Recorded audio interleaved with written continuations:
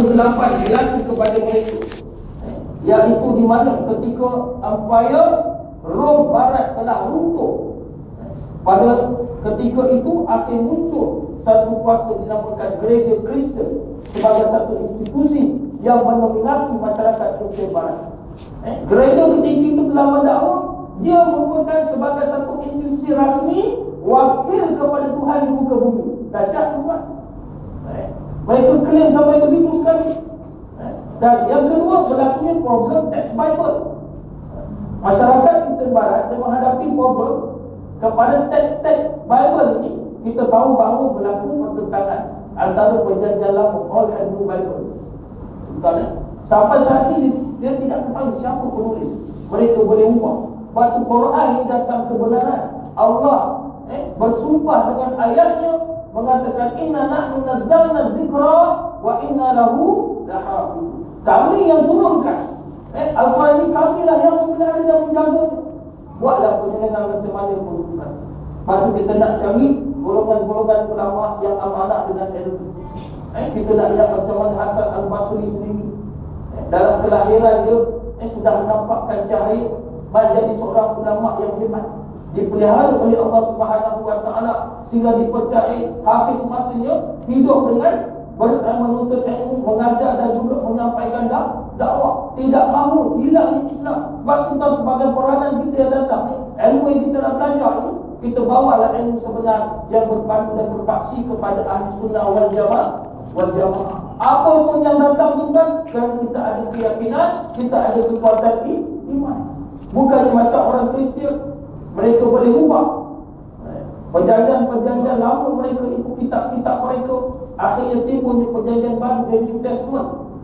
Maka berlaku pertentangan sehingga kan dalam sejarah membuktikan terdapat 500 manuskrip yang telah ditulis dalam bahasa Greek ataupun bahasa Yunani. Dan inilah tuan berlakunya pertentangan sejarah. Dan yang paling besar ialah kerana masalah teologi Kristian itu sendiri. Apa teologi tuan? Seorang cendekiawan, mereka itu bernama Dr. C. Craddock. Dia buatkan sampai lelah.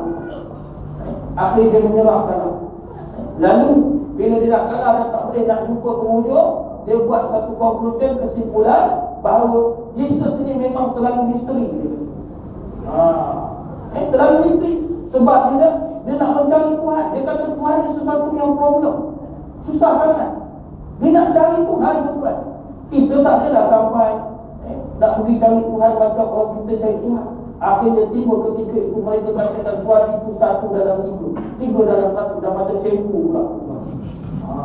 Inilah hakikat yang sebenarnya berlaku kepada fahaman-fahaman orang-orang Kristian. Jadi orientalis barat ini dia usaha, dia cari jalan macam mana nak menghancurkan Islam. Maka bawalah satu fahaman ini, dia ubahkannya, dijenamakannya kembali. Akhirnya berlakulah istilah-istilah liberalisme dalam Islam. Kita Islam kan? Islam itu adil, Islam itu syumul, Islam itu sempurna. Islam ini bukannya dilakukan bersandarkan kepada ikutan hawa nafsu. Allah sendiri berfirman di dalam Al-Quran, wa ma yantiqu 'anil hawa in huwa illa wahyu yuha. Tiada yang diucapkan dalam Al-Quran itu menurut kemauan hawa. Ucapan kita lain adalah wahyu yang diwahyukan Allah kepada Nabi Muhammad SAW. Saya nak bawakan pada malam ini untuk kita merenung kembali apakah dia usaha-usaha kejahatan, musuh-musuh agama ini sehingga menjadikan liberalisme ini dalam Islam wujud. Bahaya. Kita lihat ada beberapa perkara. Pertama, bahayanya usaha-usaha kejahatan, musuh-musuh agama Allah SWT ini, musuh-musuh Islam. Pertama, dia nak jauhkan umat daripada pengaruh para ulama. Ini usaha dia. Dia nak jauhkan umat Islam ni daripada pengaruh para ulama. Maka dia membenci ulama-ulama Islam. Ulama-ulama dahulu jangan duk pakai, mereka ni sudah tradisional sangat.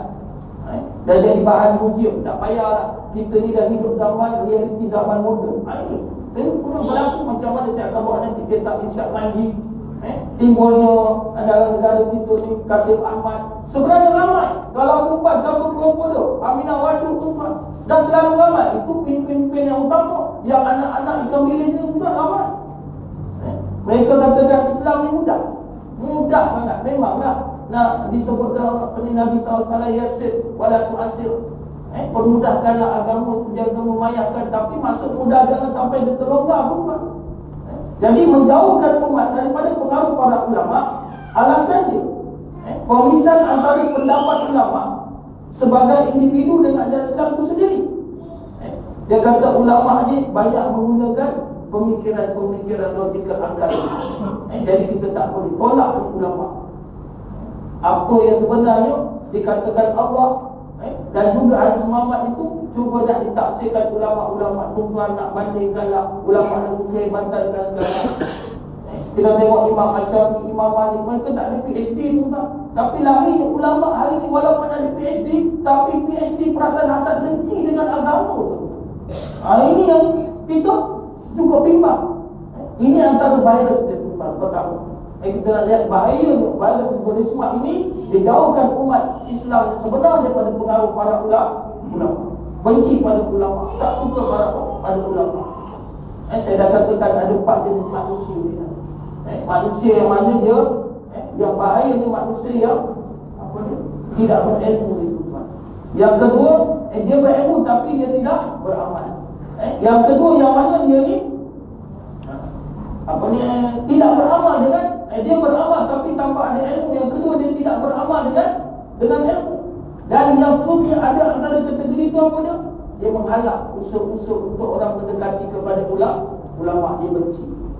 Datanglah doktrin begini. Dia kata akhir ni mukafir. Yang ni kata dia betul, yang ni kata dia salah, bermacam-macam. Yang kedua, logika pemikiran. Mereka masuk.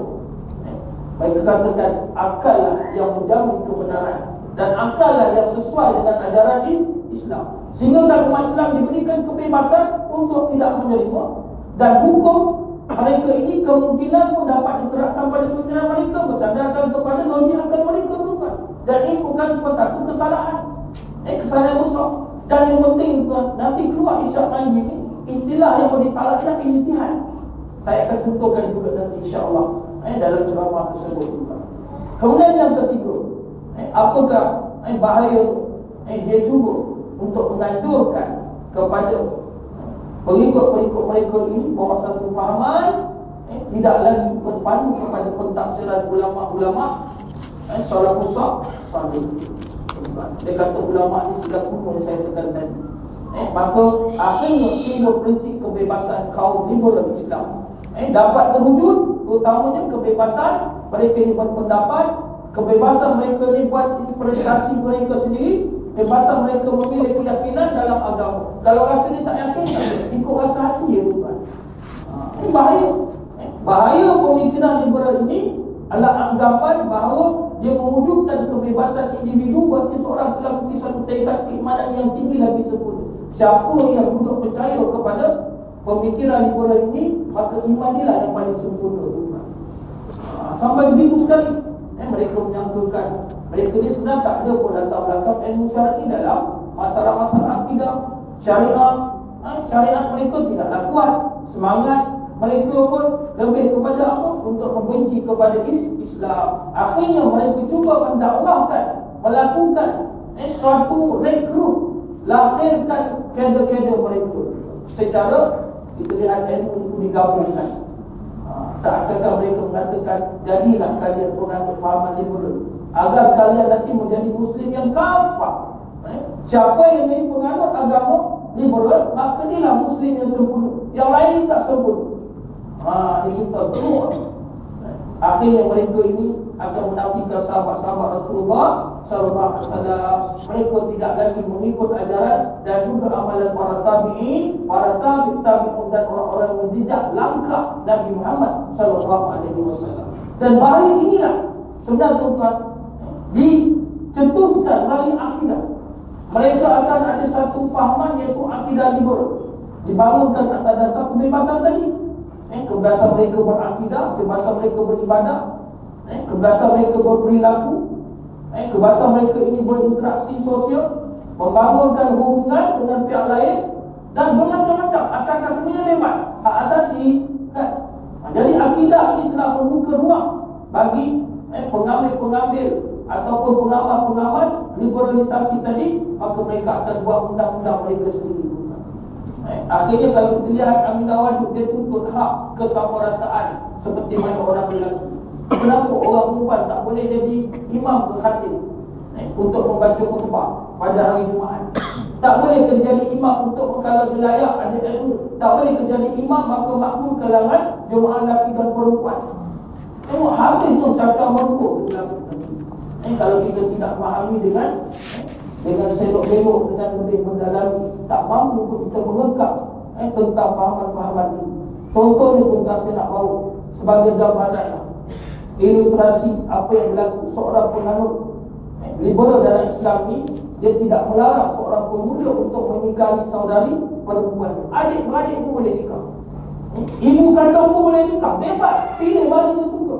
Pandang mak, Allah cantik ni mak aku, boleh kahwin dengan dia, boleh zina dengan dia, campur saja semua, boleh, suka sama suka. Ketika itu, kalau mereka ini duduk menjadi pemerintah, pemerintah tidak ada hak. Pemerintah tidak ada hak untuk melarang mereka, kerana mereka ini sudah mengamalkan satu budaya liberalisme yang menusuk di dalam kehidupan mereka. Amat bahaya sekali. Dan ini tuan sudah berlaku dahulu sebelum kedatangan Rasulullah sallallahu alaihi wasallam. Kejadian contoh yang saya bawakan tadi, boleh nikah siapa-siapa sahaja. Ini berlaku di zaman jahiliah lagi, yang diamalkan oleh orang-orang Yahudi. Akhirnya nasab keturunannya sudah tidak tersusun lagi. Bahaya. Mereka boleh pilih. Saya pernah katakan, sebab itu Allah utuskan Rasulullah sallallahu alaihi wasallam. Bila kita sambut peristiwa Maulid Nabi sallallahu alaihi wasallam, nak ceritakan bagaimana Allah utuskan Nabi itu, kerana sudah dilihat terlalu teruk sangat masyarakat. Mereka ni kalau ada isteri, mereka boleh memberi izinan kepada isteri ini untuk ditiduri mana-mana lelaki. Sudah, bila isteri sudah mengandung, sudah hamil, maka ketika itu anak yang lahir tadi, tengok muka siapa, boleh dinasabkan pada siapa. Macam tu saja tuan-tuan. Mereka jadi bebas. Bebas sangat. Inilah dikatakan bahaya liberalisme dalam agama. Yang kedua contoh, dilarang. Mereka ini mengatakan dilarang untuk mengata dan menganggap hidup pada wanita yang mana bekerja sebagai pekerja seks komersial. Ada kan istilah ni, pekerja seks komersial, PKS, PSK, pekerja seks komersial. Kita ingat, yang tahu kat sekolah budak belajar PJK tu, pendidikan jasmani dan kesihatan. Tapi ada juga satu hari nanti akan ada suatu kerjaya pekerja seks komersial. Ini sebenarnya sudah berlaku tuan, tapi tidak di-highlightkan.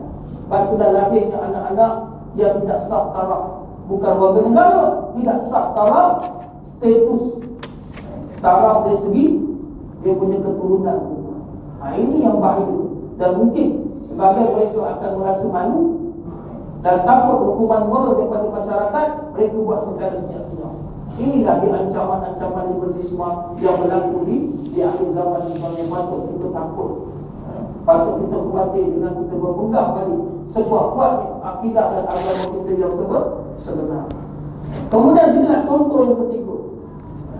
Bagi kaum liberal ni, dia berikan pemahaman tak ada masalah kalau seorang tu nak pindah agama. Ini sudah berlaku ketika saya mengajar di Sabah dahulu.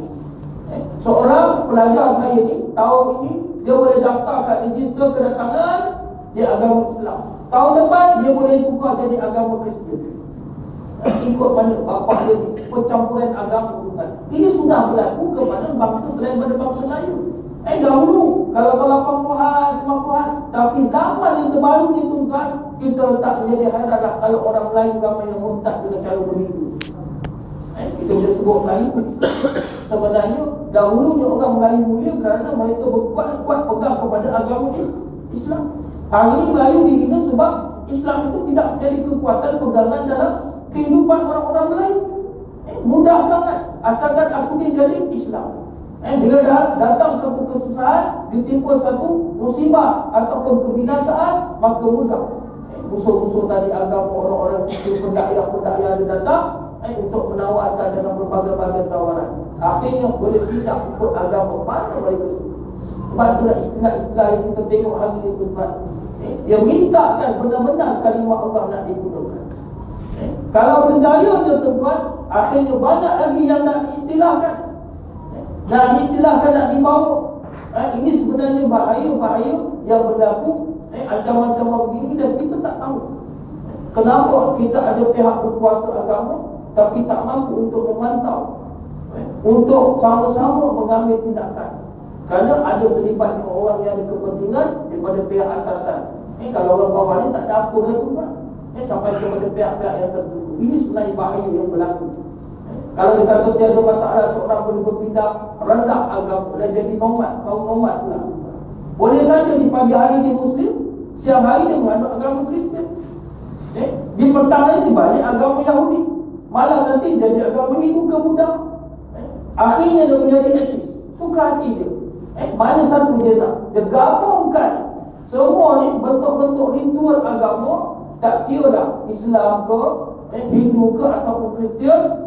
Dan ketika itu tidak ada pun berlaku masalah bagi mereka. Inilah di antara kejayaan orang-orang Yahudi dan Nasrani yang disebutkan sebagai religious agama. Kadang-kadang kita tertipu. Mudah-mudahan kita akan memahami dan juga kita akan mendasari Islam ini dengan kita berpegang pasti kepada tauhid. Sebab ilmu tauhid ni kena belajar sungguh-sungguh. Kena faham sifat wajib bagi Allah itu. Allah itu wujud, kenal Tuhan yang sebenar. Man arafa nafsahu faqad arafa rabbah. Pada siapa yang kenal dirinya, maka dia akan kenal Tuhan. Cari Tuhan cara begitu tuan, mengenal diri. Dan akhirnya pemikiran liberal ni akan memberikan kebebasan yang tidak terbatas kepada manusia dalam soal makanan, pakaian, makan minum, pola interaksi komunikasi antara mereka. Mereka tidak membezakan antara minuman jus yang dibuat daripada tuan, buah-buahan yang segar dengan minuman anggur yang memabukkan dengan semisal dengannya. Kenapa tidak mengganggu ketentaman orang lain? Suka hati ini hak aku, kebebasan manusia.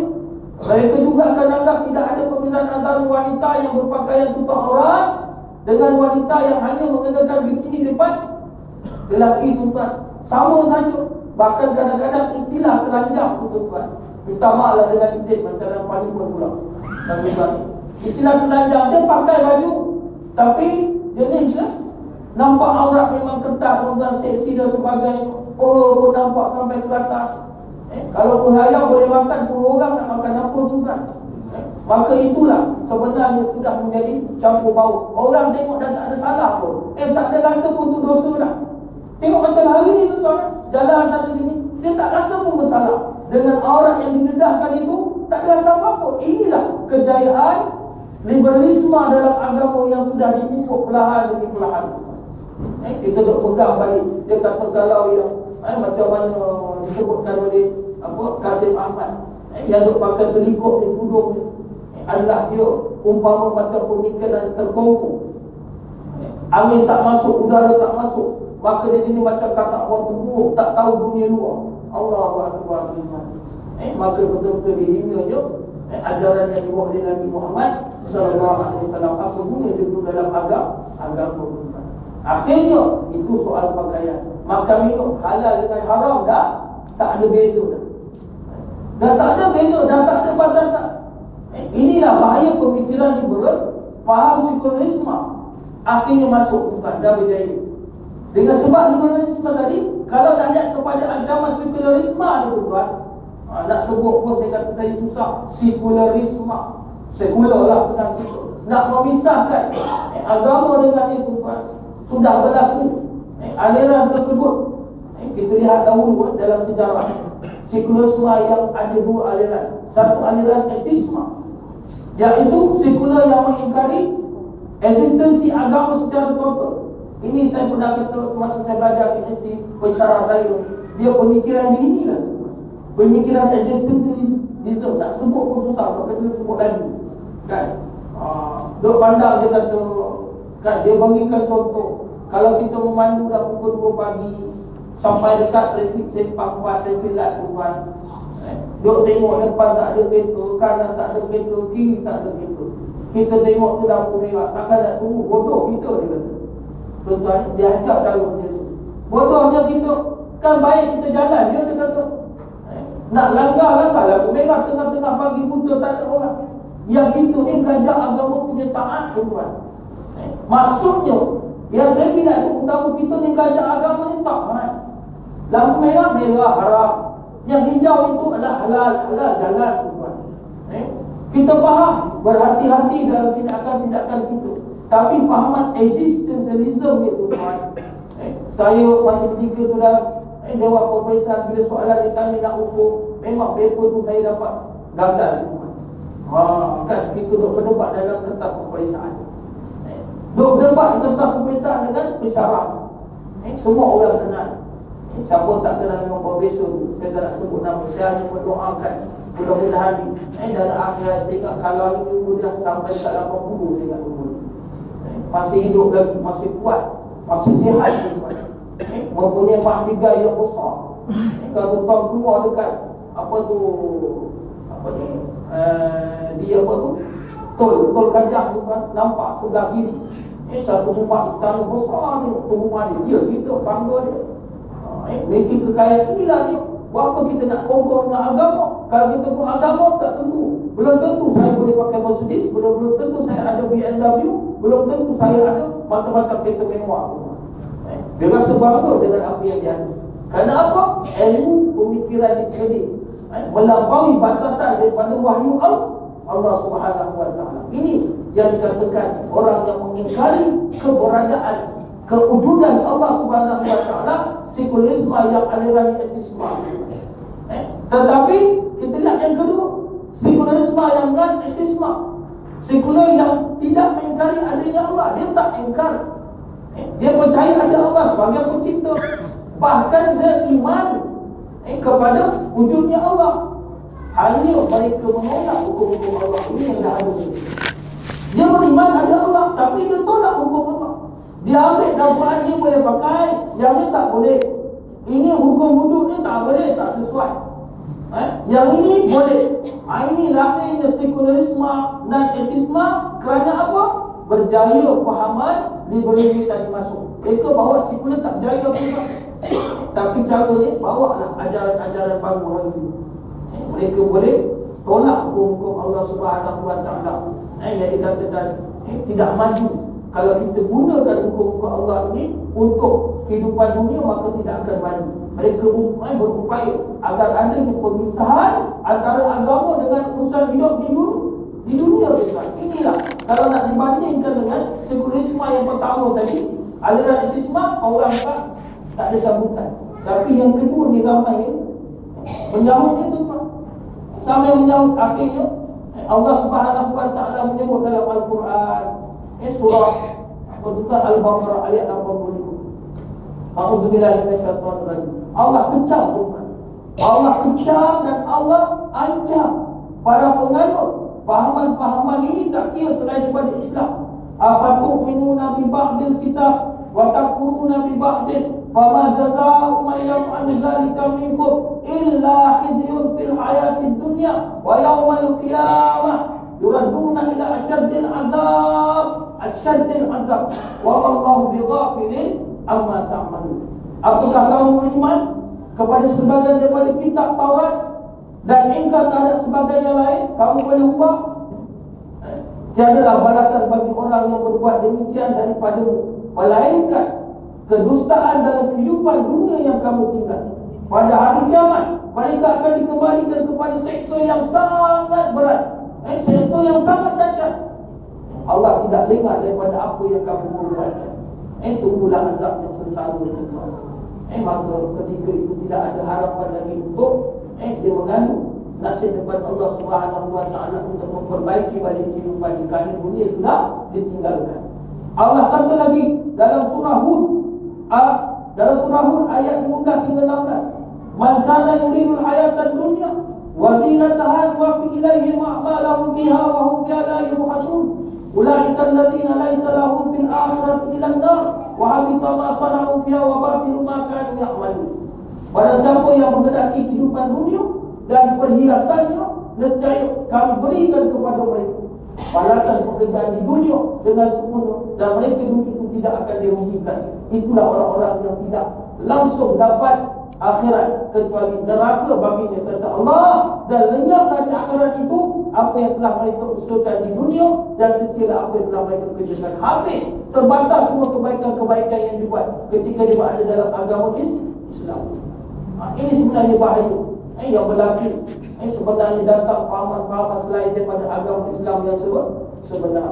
Jadi muslimin dan muslimat yang dirahmati Allah sekalian, apa yang saya nak bawa tadi, dalam negara kita juga tidak terlepas daripada ancaman-ancaman penyelewengan akidah, ancaman-ancaman pemikiran sesat yang dibawa oleh musuh-musuh Islam, yang mana tujuannya untuk menyesat dan memecah belahkan umat Islam serta mencemarkan kesucian dan keharmonian agama Islam itu sendiri. Datanglah fahaman-fahaman pemikiran, kefahaman-kefahaman yang bunyinya berbau Islam, seperti Islam liberal, pluralisme agama, apa lagi dah macam-macam lah izm-izm yang dibawa di tadi tuan. Isma ini adalah fahaman-fahaman yang diwujudkan. Belum nak cerita lagi ajaran sesat yang lain-lain tuan. Itu memang ternyata sesat.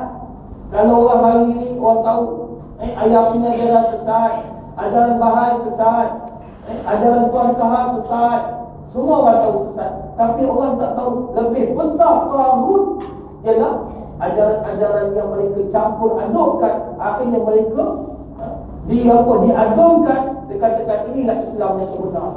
Islam tak boleh kita nak ubah dengan perkataan lain. Al-Islamu ya'lu wala yu'la alaihi. Islam itu tinggi, tidak ada yang lebih tinggi daripada Islam. Maka kita kena bawa daulatkan Islam ini bersungguh-sungguh. Sebab tu kita tak nak nanti orang akan menjadikan ibadah. Tuan-tuan carilah pula majlis-majlis ilmu yang mana guru yang amanah, yang alim dengan ilmu tadi, dan membawa kita untuk beramal dengan bersungguh-sungguh. Ajak kita bertaubat, jaga hati kita. Ulama-ulama dahulu seperti golongan apa, sufi, ahli-ahli sufa, bagaimana mereka boleh mentarbiyah dan mendidik hati mereka akhirnya sampai kepada Allah Subhanahu wa taala. Saya pernah ceritakan bagaimana Sayyidina Khattab Ibnu Abbas, bagaimana perasaan cintanya kepada Allah, cinta kasihnya kepada ajaran Rasulullah sallallahu alaihi wasallam. Apa saja halangan yang datang ketika dia bersolat, tuan, apa cerita saya pernah cerita dahulu, kepalanya dipantul oleh orang kafir Quraisy yang benci kepada agama yang dibawa oleh Muhammad sallallahu alaihi wasallam. Akhir bergolek kepala dia, tuan. Masih lagi dia mampu berdiri seolah-olah macam tak ada apa-apa pun. Dia mampu untuk rokok, dia mampu untuk i'tidal, dan dia sujud, maka tangan tadi boleh angkat kepala, letakkan balik, tuan. Menjadi takjub kepada orang kafir Quraisy. Kalau kita nak cerita orang liberal ni tak percaya, mana logik akal tu? Nabi Allah Sulaiman boleh terlupa, mana boleh percaya? Nabi Yusuf, mukjizat Nabi Allah Yusuf, dia boleh menyembuhkan orang yang buta mata, orang yang mati boleh hidup dengan izin Allah, sebab telah dicabar oleh kaumnya.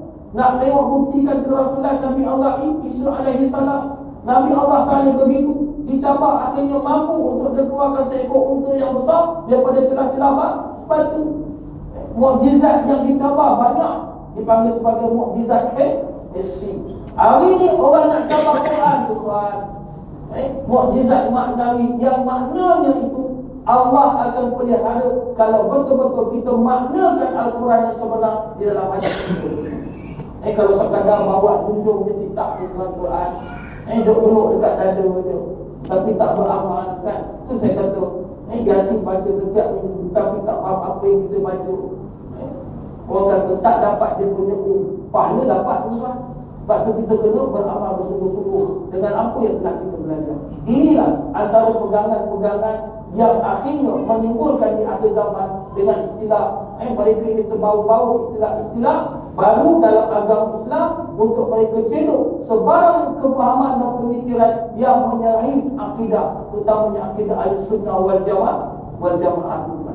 Tujuannya apa dia? Tidak bukan dia nak runtuhkan sendi-sendi kefahaman Islam itu satu persatu. Kan? Sendi ibadat habis runtuh, tuan. Sendi awal, sendi daripada dia sendi apa? perasaan dalaman. Kita lihat sifat-sifat mahmudah tidak ada lagi dah. Mereka hanya akhirnya saya katakan tadi, mereka berjaya membentuk satu tarbiyah, membawa masyarakat menjadi hamba kepada dunia yang sebenar. Inilah fahaman Islam liberal, mereka yang artinya tak pernah berhenti untuk berusaha memadamkan cahaya agama Islam. Dia nak fahamkan, nak padamkan cahaya agama Islam. Tapi Allah Subhanahu Wa Taala tetap akan memelihara agama Islam walaupun mereka membenci itu. Allah dah kata surah At-Taubah. Kita buka tafsir ayat 32. A'udzubillahi minasyaitanir rajim. Yuridu an yutfi'u nurallahi bi afwahihim wa ya'ballahu illa an yutimma nurahu walau karihal kafirun walau karihal kafirun. Mereka hendak memadamkan cahaya agama Allah dengan perkataan-perkataan yang mereka ucapkan dengan mulut. Inilah Islam liberal, inilah Islam plural. Macam-macam Islam yang datang tuan. Daripada mula mereka, tapi Allah telah menolaknya, bahkan menyempurnakan kembali cahaya agama itu walaupun orang kafir tak suka.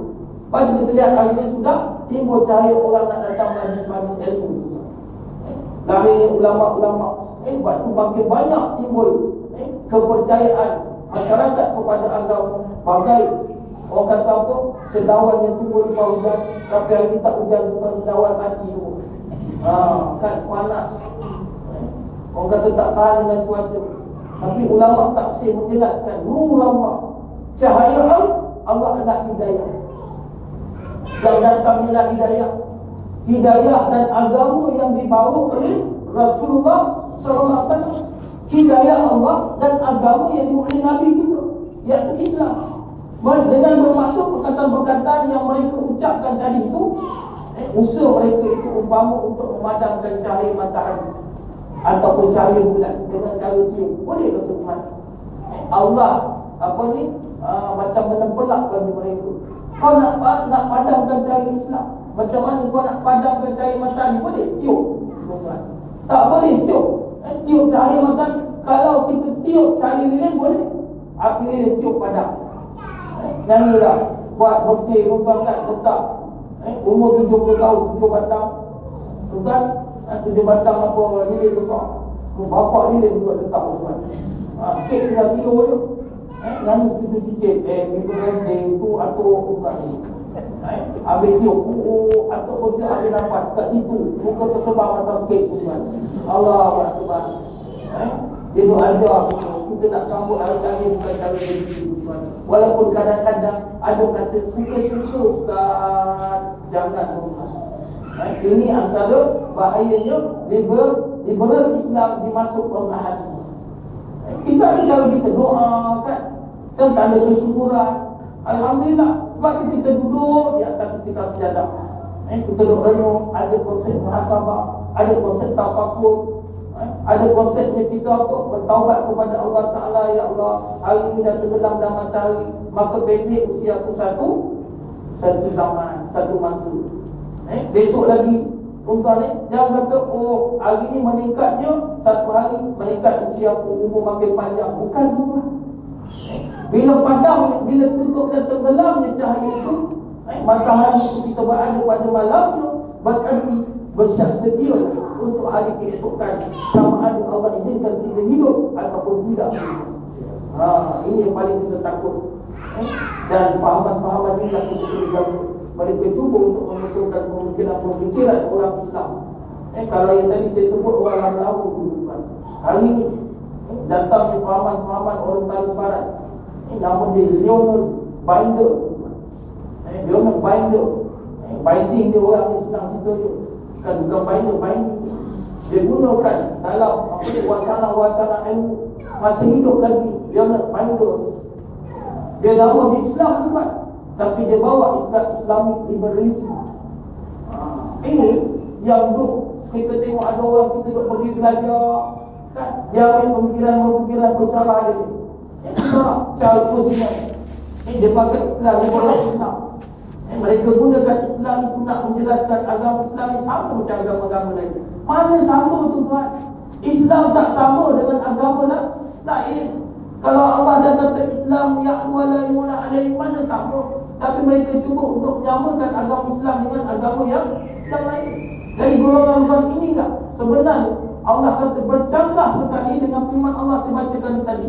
Wa may yabtaghi ghairal Islam dina, barang siapa yang mencari agama selain daripada Islam, maka sekali-kali tidaklah akan diterima daripadanya amal-amal dia, dan di akhirat dia akan menjadi orang-orang yang rugi. Muslimin dan muslimat yang dirahmati Allah sekalian. Saya tak tahu tadi seperti yang saya katakan awal, siapakah yang tuan Irsyad Manji.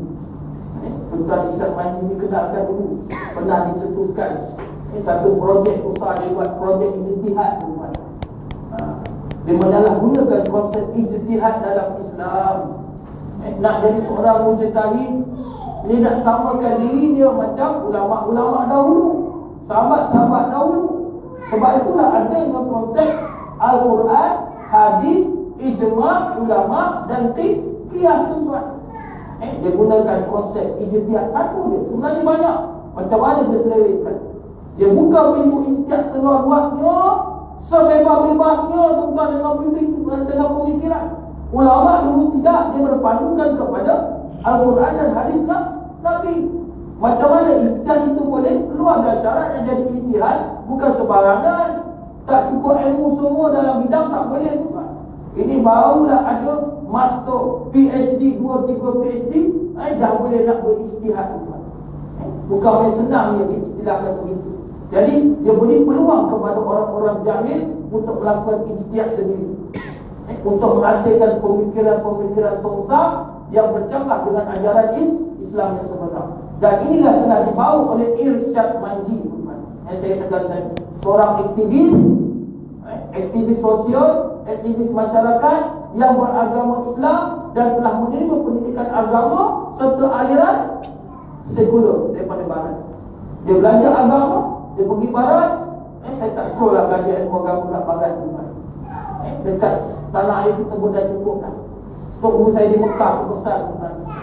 Hari ni kalau nak hantar anak agama, sekadar kita hantar untuk Asia pun dah cukup dah. Dan cukup baik dah tuan. Kali inilah ilmu yang sebenarnya diasaskan ulama-ulama yang tinggal di Mekah. Kita belajar kitab Muhammad Musalli, Syekh Daud Fatani. Orang Asia kita, Asia Tenggara kita, ulama Nusantara kita yang pergi belajar di sana, mengambilkan di sana, cari ilmu di sana tuan. Dahulu sebab itu kita lihat kalau saya kata dia Hasan Al-Basri tuan. Asalnya nama Hasan bin Yasar, Yasar nama bapaknya, tapi kerana sudah dinisbahkan asalnya tadi duduk dekat apa tuan? Dekat Basra, maka orang panggil Hasan Al-Basri. Allah pelihara dia. Rupa-rupa dalam sejarah tuan, dia pernah disusui oleh isteri Nabi Ummu Salamah. Allah pelihara orang-orang begini. Kita carilah orang-orang alim, berkawanlah dengan orang alim, maka kita akan dapat lipat daripada kealiman orang tersebut. Berbanding macam Irsyad Manji ni tadi, dah bagus belajar agama. Kita tengok apa ni, satu pemikir kita yang hebat, Dr. Daniel Zainal Abidin. Walaupun bertingkat Inggeris, tapi dia belajar dekat mana? Dekat Mesir sana kan. Dia belajar bahasa Arab, ambil kedoktoran, akhirnya dia mendalami ilmu agama dengan secukup. Dia buat kajian daripada Quran, sains dengan Al-Quran selalu.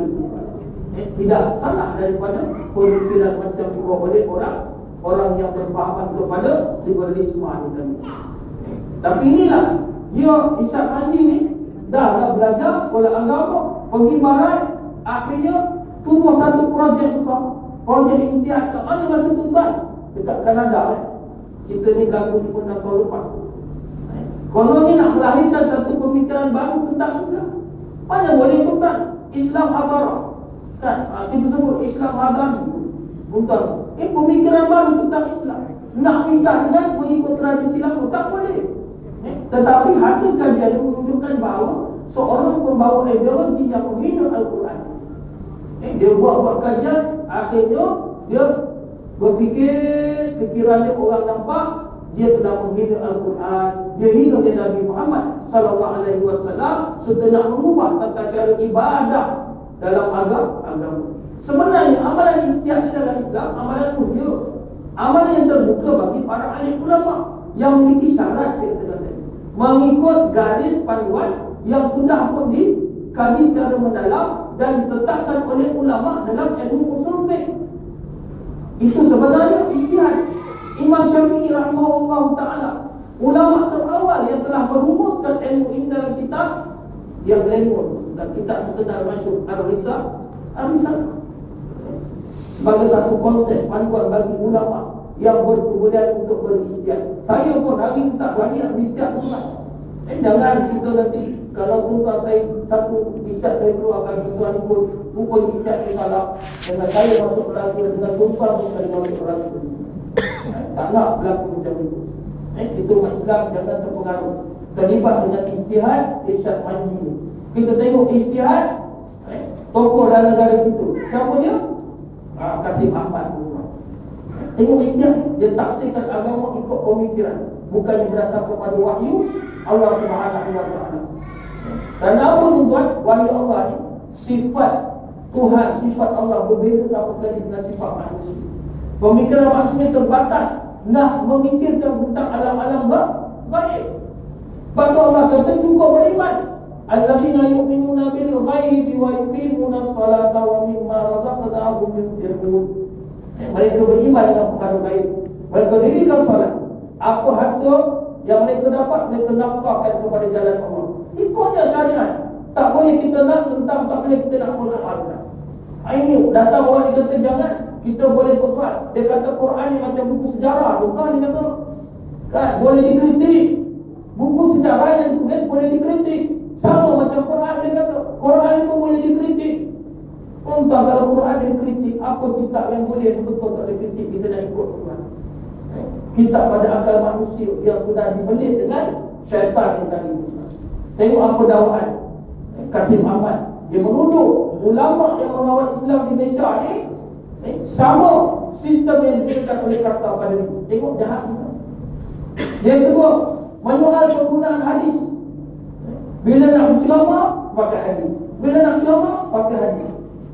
Hadis ni kan sebagai penjelasan daripada Al-Quranul Karim. Allah kata dalam Al-Quran, aqimus salat. Hadis Nabi, sallu kama ra'aitumuni usalli. Kalau tak, orang tak tahu macam mana aqimus salat di sembahyang. Macam cara sembahyang tak tahu.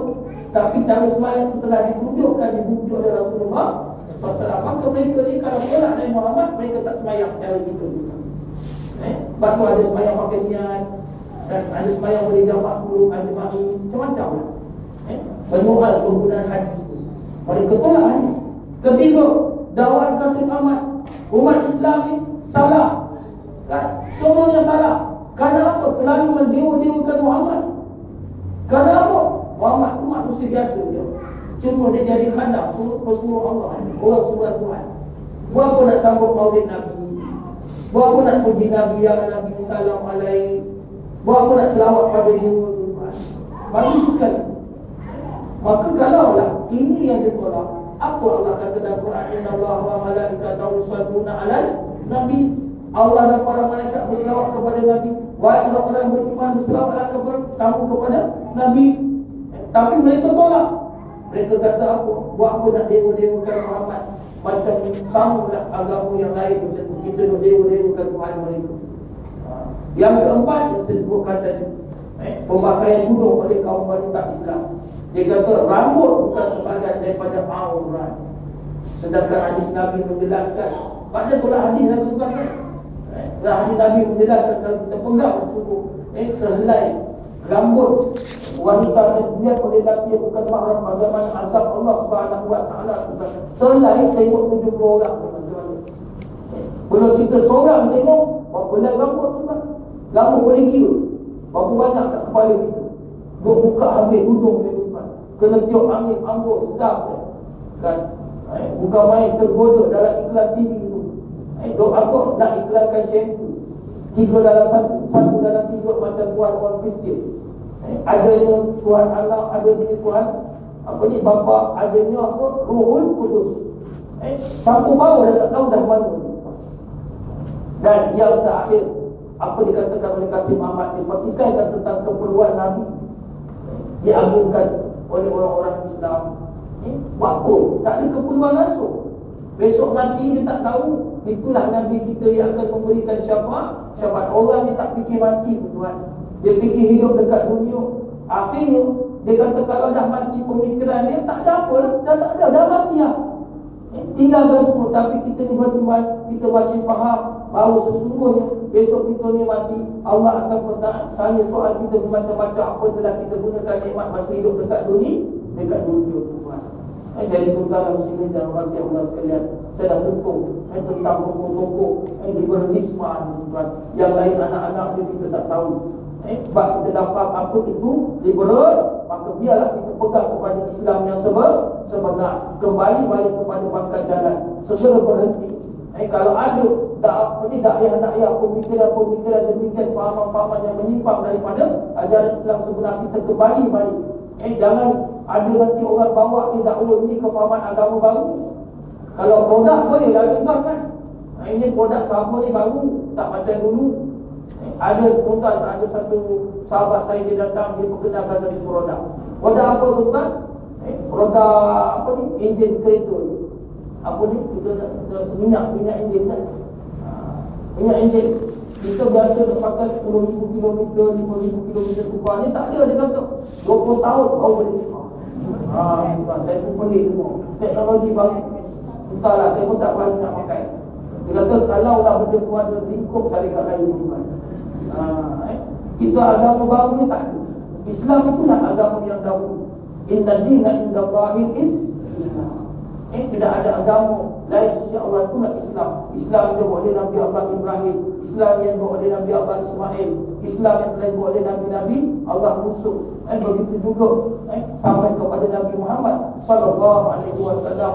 Akhirnya ketika itu selepas kewafatan Nabi, berlaku satu zaman umat Islam sudah mula jauh sedikit demi sedikit.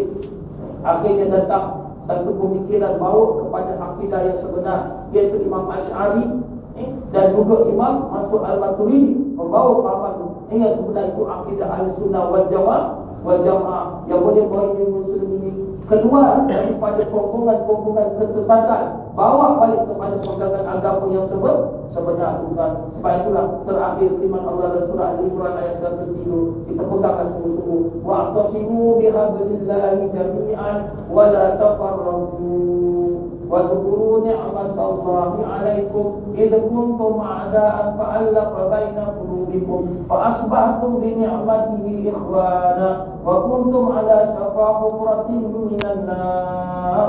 Berpegang teguhlah kamu kepada tali agama Allah. Jangan kamu bercerai-berai. Ingatlah nikmat Allah kepada kamu ketika kamu dulu bermusuh-musuhan semasa jahiliah dahulu. Lalu Allah telah menyatukan hati-hati kamu antara golongan Aus dengan Hadrat, maka jadilah golongan Ansar.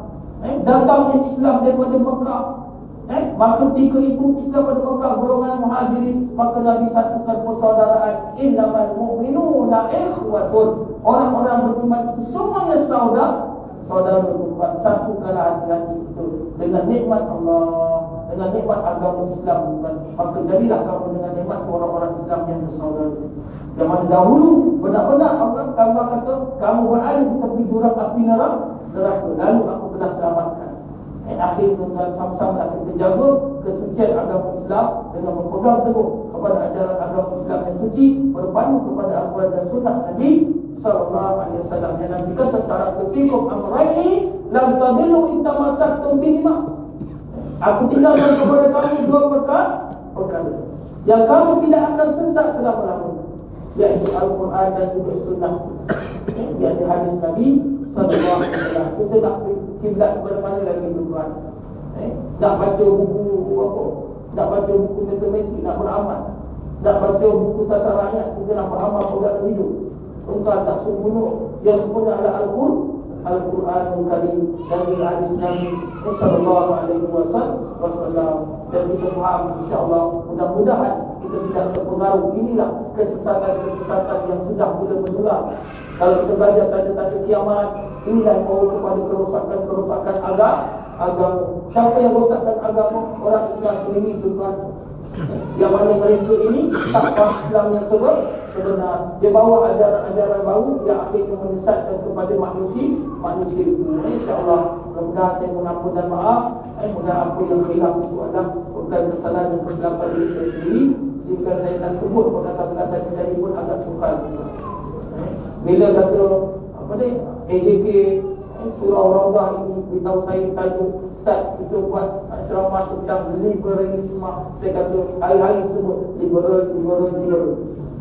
Isma, liberalisme bukan. Balik kita jadi zikir pula. Liberalisme bukan. Lepas tu kita zikir subhanallah, alhamdulillah. Tapi dah jadi benda lain tak. Sebab salah tadi kita tersasul, tersebut. Tuan tersasul tak apa, jangan tersesat. Bahaya.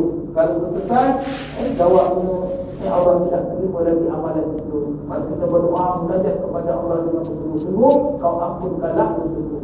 Ila sujudil firdaus. Aku ni tak layak nak masuk gunung.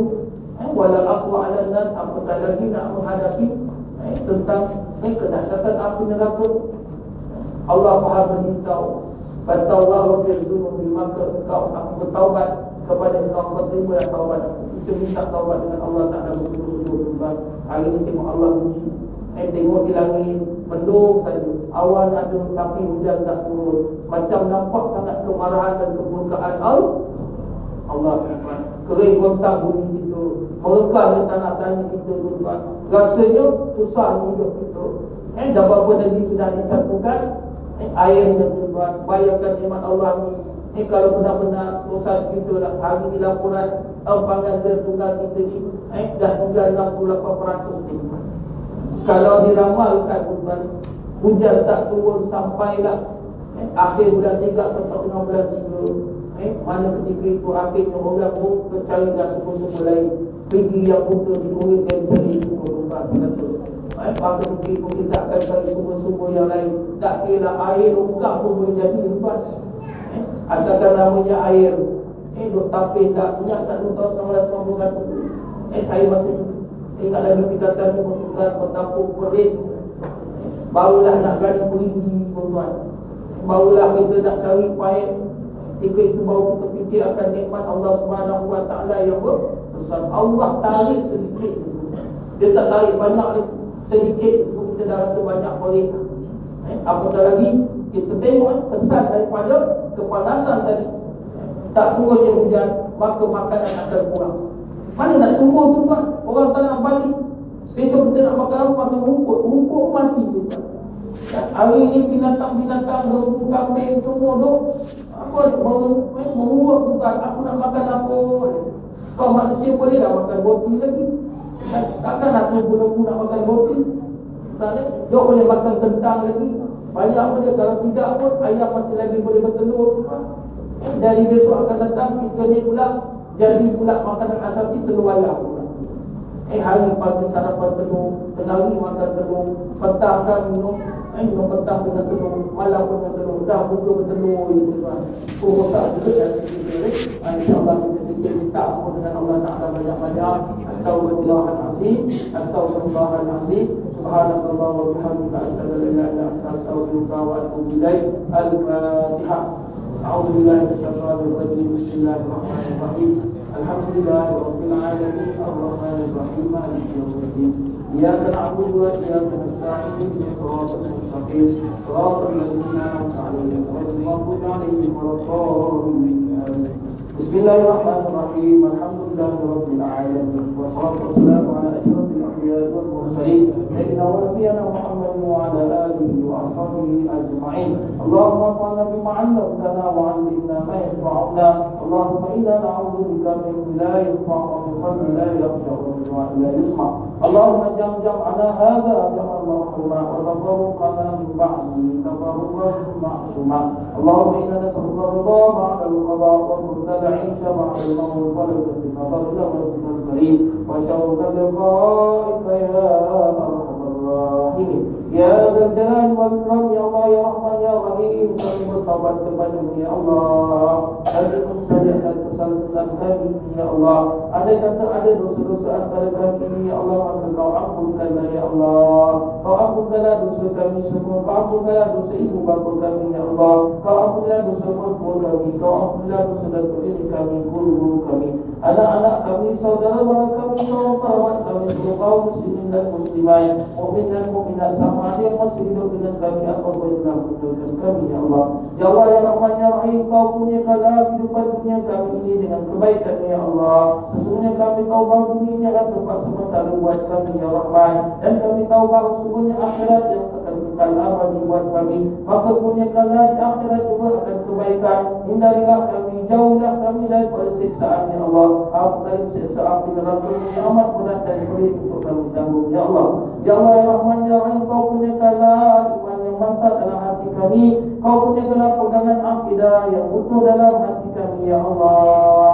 Kau jauhkan dan hindarilah kami daripada waswas dalam hati kami. Kau jauhkanlah kami daripada ancaman-ancaman akidah ya Allah. Kau jauhkanlah dan hindarilah daripada fahaman-fahaman yang menyelir daripada kehidupan kami ya Rahman ya Dzal Jalali wal Ikram. Ya Allah ya Rahman ya Rahim, Kau turunkanlah rahmat-Mu ke atas kami ya Allah. Kau perluaskanlah kasih sayang-Mu kepada kami ya Allah. Kau datangkan kami bersama dengan orang-orang yang saleh, bersama dengan para syuhada, bersama dengan para nabi ya Allah, dan kekalkanlah kami ya Allah dalam surga-Mu ya Allah. Maka masukkanlah kami dalam surga-Mu dengan penuh rahmat dan kasih sayang-Mu ya Allah. Kau redalah kepada kehidupan kami ini. Kau padukanlah kehidupan kami ini berpadukan kepada wahyu ilahi dan juga kepada ikutan yang sebenar daripada Nabi kami Muhammad sallallahu alaihi wasallam, awalan wa akhiran wa zahiran wa batinan wa qawlan wa fi'lan wa ibadatan wa amalan salihah. Rabbana atina fid dunya hasanah wa fil akhirati hasanah wa qina adzabannar. Wa sallallahu ala sayyidina Muhammad wa ala alihi wa sahbihi wa baraka wa sallam. Subhana rabbika rabbil izzati amma yasifun wa salamun ala mursalin walhamdulillahi rabbil alamin. Assalamualaikum warahmatullahi wabarakatuh.